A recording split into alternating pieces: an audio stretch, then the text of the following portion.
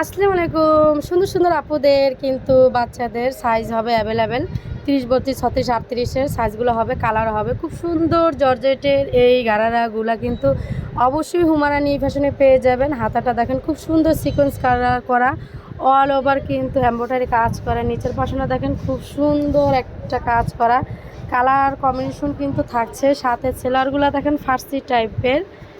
দেন ওড়নাটা পরে গেল।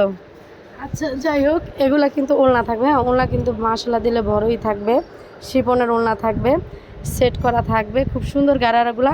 কালারটা দেখাও তো জেরিন, কালারটা ধরো, এটা খোলা আছে। হ্যাঁ দেখাই খোলা।